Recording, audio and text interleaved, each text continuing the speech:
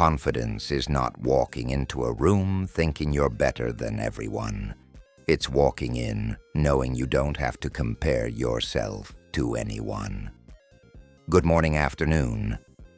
Today we explore how high-value men communicate in ways that inspire admiration and pursuit. This isn't about manipulation.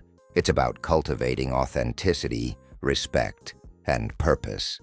Let's dive into 6 keynotes that define their communication style. Confidence is the quiet engine that powers attraction, but arrogance is the noisy exhaust that repels it. A high-value man understands this distinction deeply. His confidence isn't a performance. It's an extension of his self-awareness. He knows his worth without needing to broadcast it, like a mountain that stands unshakable without announcing its strength. Arrogance, on the other hand, is the storm that rages loudly but leaves destruction in its wake. The difference lies in intent. Confidence seeks to connect. Arrogance seeks to conquer. True confidence begins with self-acceptance. A high-value man has done the inner work to understand his strengths and flaws. He doesn't hide behind a facade of perfection because he knows authenticity is far more compelling. For example, if asked about his career, he might say, "I've had my share of failures, but they taught me resilience. Now I focus on building solutions that matter." This response acknowledges growth without inflating ego. Psychologists call this secure self-esteem. It's rooted in reality, not delusion. Studies show that people perceive humility as a sign of competence, which is why a man who understates his achievements often earns more respect than one who boasts. In conversation, this confidence manifests as calm assertiveness. He doesn't interrupt to prove a point or dominate discussions. Instead, he engages with thoughtful pauses, allowing his words to carry weight. When he shares a success, he ties it to collaboration or learning. For instance, rather than saying, "I closed the biggest deal in my company," he might frame it as, "My team and I worked tirelessly on a project that's transforming how we serve clients." This we language signals leadership without self-absorption. He also avoids one-upping others. If a woman shares a story about hiking a local trail, he doesn't counter with his Everest expedition. Instead, he asks, "What drew you to that trail? Was there a moment that made the hike unforgettable?" This shifts focus to her experience, creating emotional resonance. Body language is his silent ally. He maintains steady eye contact, not a piercing stare, but a warm, attentive gaze that says, "I'm present with you." His posture is relaxed but upright, avoiding slouching or puffing his chest. He gestures naturally, using open palms instead of crossed arms or pointing fingers. Even his voice reflects confidence. A steady tone, neither overly loud nor timid. Research from UCLA reveals that 55% of communication is nonverbal, meaning his calm physical presence often speaks louder than his words. Crucially, he listens more than he speaks, not passively, but with intention. When a woman shares her thoughts, he doesn't just wait for his turn to talk. He leans in slightly, nods to affirm understanding, and asks follow-up questions that dig deeper. For example, if she mentions a career challenge, he might say, "It sounds like you're navigating a lot of moving parts. What's the vision that keeps you motivated?" This approach validates her experience while inviting her to reveal her aspirations. By prioritizing curiosity over judgment, he creates a space where she feels seen, not scrutinized. Self-awareness is his compass. He regularly reflects on his interactions, asking himself, Did I lead with insecurity today, or groundedness? He's unafraid to laugh at his mistakes, disarming tension with humor. If he slips into a moment of arrogance, he course corrects gracefully. Wait, that came out wrong. Let me rephrase. This vulnerability humanizes him, making confidence feel approachable rather than intimidating. Humility is his anchor. He knows that confidence isn't about being better than others. It's about being secure enough to appreciate others. He freely compliments achievements without feeling threatened. If a woman excels in her field, he'll say, "Your dedication is inspiring. How did you develop such discipline?" This balance of admiration and curiosity positions him as a secure ally, not a competitor. The high-value man also avoids over-explaining. He doesn't fish for validation by rambling about his credentials or possessions. If asked about his job, he might say, "I help businesses scale sustainably. It's challenging but fulfilling."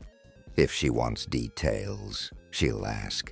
This restraint creates intrigue, inviting her to invest energy in uncovering layers of his life. Ultimately, his confidence stems from a rich inner world. He's passionate about his goals, hobbies, and growth, which fills him with a quiet magnetism. Active listening is the art of presence. A high-value man doesn't just hear words, he absorbs meaning. In a world where everyone is eager to speak, the rarest gift you can offer someone is undivided attention. This isn't about waiting for your turn to talk or rehearsing responses in your head while she shares. It's about silencing the mental noise and immersing yourself in her world. Imagine a conversation as a dance. When both partners are attuned to each other's rhythm, the connection flows effortlessly.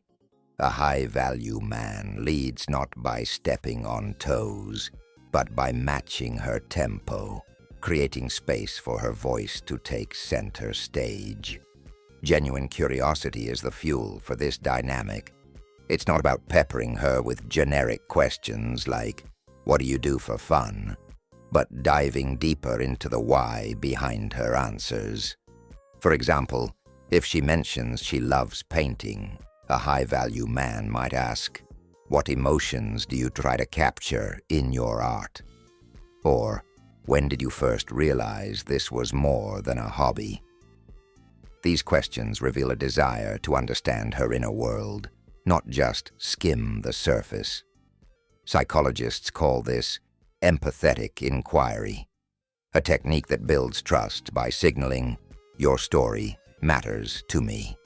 Studies show that people feel more connected to those who ask follow-up questions, as it validates their experiences and fosters intimacy. Body language amplifies this intent. Leaning in slightly, maintaining soft eye contact, and nodding at key moments are subtle cues that scream, "I'm with you." Even a tilt of the head can convey engagement. Conversely, glancing at your phone or scanning the room mid-conversation shatters the illusion of interest. A high-value man isn't just physically present. He's emotionally anchored in the moment. Research from the University of Pennsylvania reveals that people subconsciously mirror the body language of those they admire. So when he radiates calm attentiveness, she's likely to reciprocate, deepening the bond. The 70-30 rule isn't a rigid formula, but a mindset shift. It's about prioritizing quality over quantity in dialogue. When he does speak, his contributions are intentional, reflecting her words, offering insights, or sharing anecdotes that align with her interests. For instance, if she's passionate about environmental activism, he might say, "Your dedication to sustainability reminds me of a documentary I watched on regenerative farming. What's your take on balancing modern agriculture with the ecological needs?" This bridges her passion to his knowledge, creating a collaborative exchange rather than a monologue. A common pitfall is the urge to fix her problems during vulnerable conversations. If she shares a struggle, a high-value man resists the instinct to immediately offer solutions. Instead, he responds with empathy. That sounds incredibly challenging. How have you been navigating it? This approach empowers her to own her narrative, fostering emotional safety. Brené Brown, a renowned researcher on vulnerability, emphasizes that connection thrives not in problem-solving, but in mutual acknowledgement of shared humanity. Curiosity also means embracing silence. Comfortable pauses allow thoughts to breathe and give her space to elaborate. Rushing to fill every gap with chatter signals insecurity. A high-value man uses silence strategically, letting it amplify the weight of their exchange. For example, after she reveals a personal goal, he might pause, then say, "I can tell this means a lot to you. What's the first step you're taking toward it?" The silence here isn't emptiness. It's a canvas for reflection. Moreover, he avoids interrogation-style questioning. The goal isn't to extract information, but to explore ideas. Instead of firing off a string of unrelated queries, he threads the conversation like a story. If she mentions a recent trip, he might ask, "What surprised you most about the culture there?" Followed by, "How has that experience influenced your perspective back home?" This creates momentum, making the dialogue feel like an unfolding journey rather than a Q&A session. Importantly, a high-value man isn't performative in his listening. He's not ticking boxes to win her interest. His curiosity is rooted in a sincere desire to connect. This authenticity is palpable when he remembers small details from past conversations, a book she mentioned, a childhood memory, and circles back to them weeks later.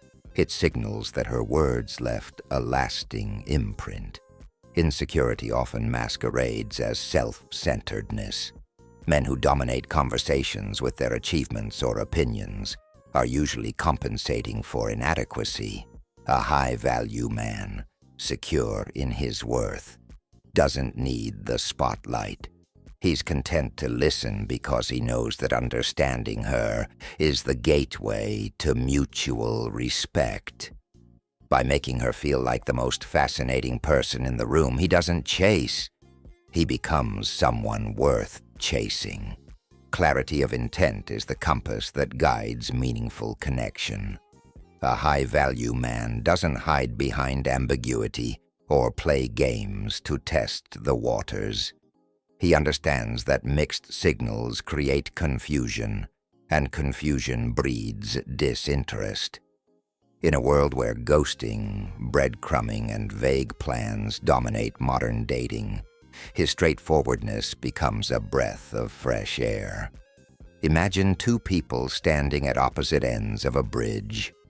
Hesitation keeps them stranded, but clarity invites them to meet in the middle. A high-value man doesn't leave others guessing his motives. He communicates them with respect, creating a foundation of trust that makes pursuit feel safe and intentional.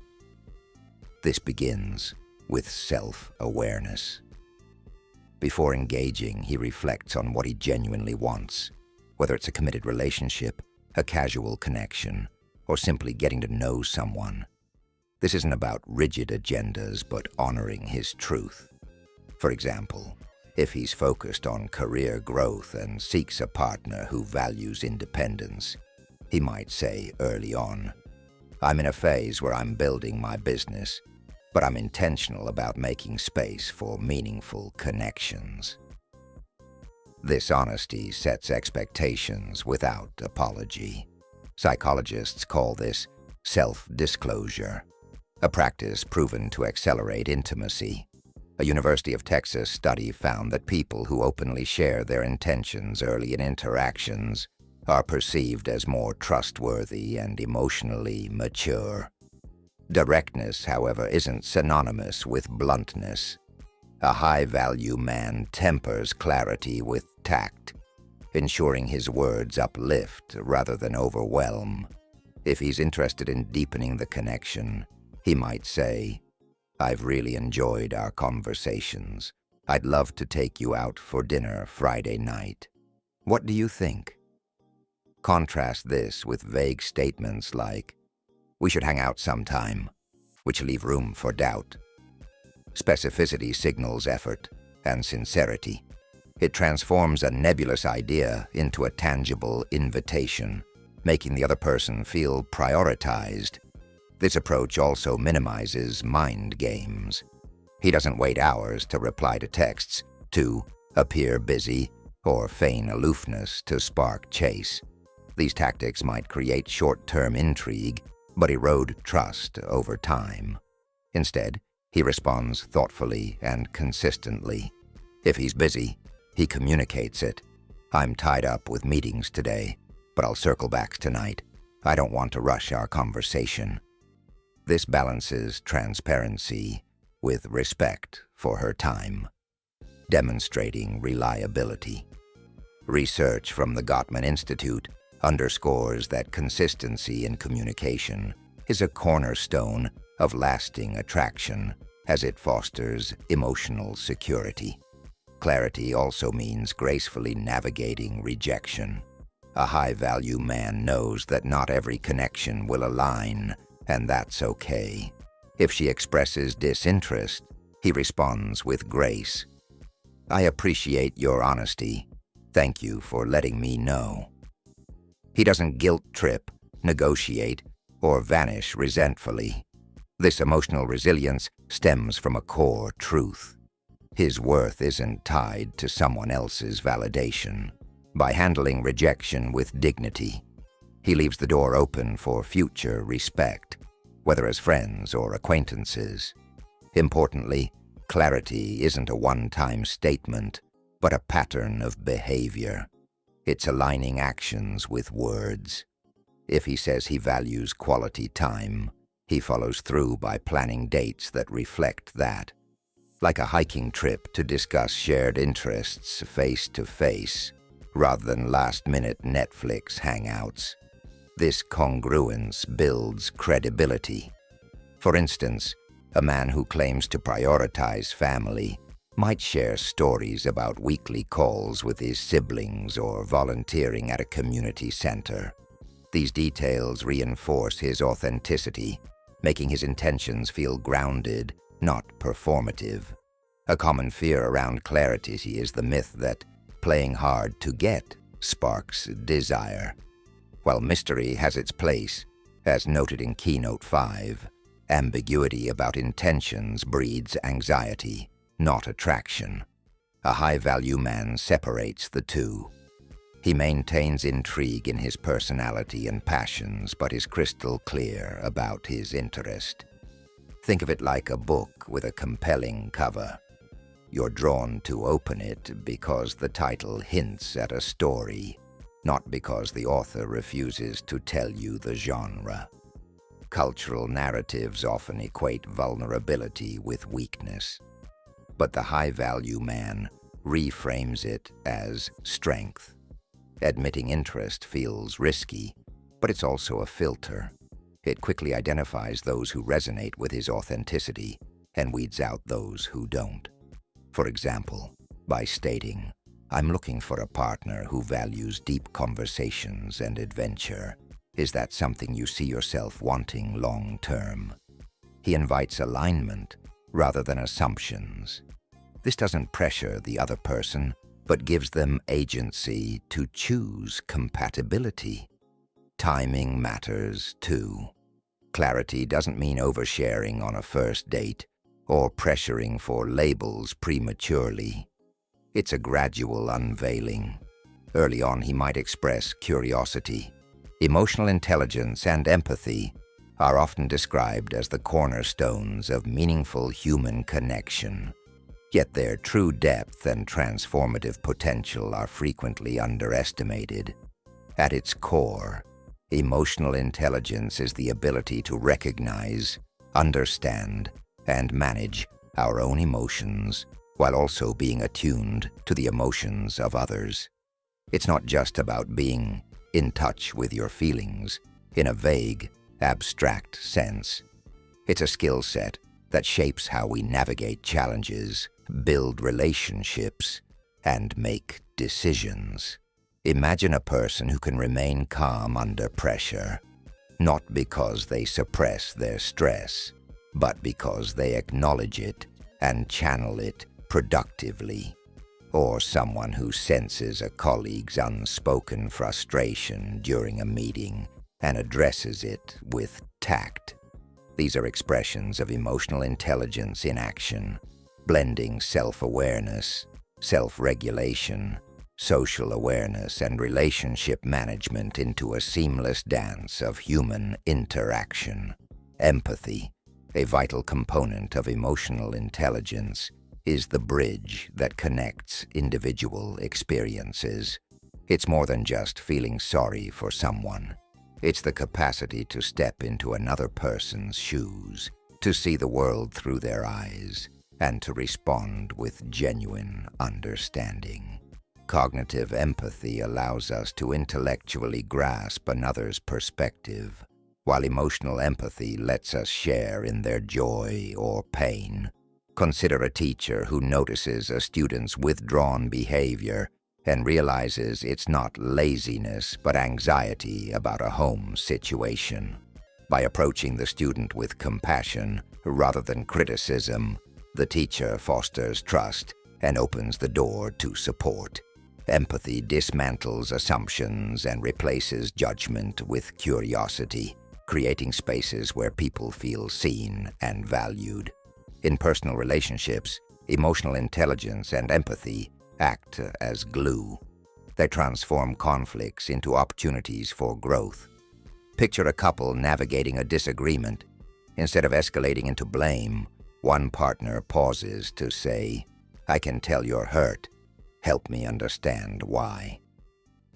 This simple shift from defensiveness to openness can diffuse tension and deepen intimacy.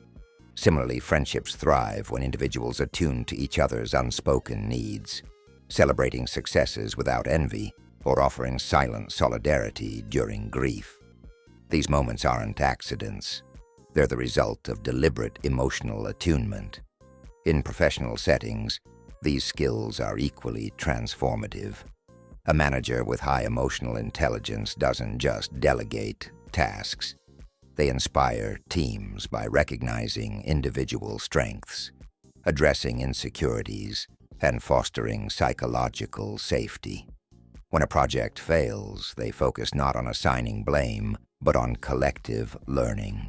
Empathy in leadership builds loyalty and innovation, as employees feel their contributions matter. Meanwhile, workplaces that prioritize empathy see reduced turnover, better collaboration, and more creative problem-solving. A customer service representative who listens patiently to an angry client, validates their frustration, and seeks a solution doesn't just resolve a complaint. They turn a critic into an advocate. Yet cultivating emotional intelligence and empathy isn't effortless. Modern life often prioritizes efficiency over connection, rewarding quick fixes over deep listening. Distractions like screens and busy schedules can erode our capacity to be fully present. Even well-intentioned people might default to surface-level interactions, missing subtle emotional cues. Developing these skills requires intentional practice, pausing to reflect before reacting, asking open-ended questions, and challenging our biases.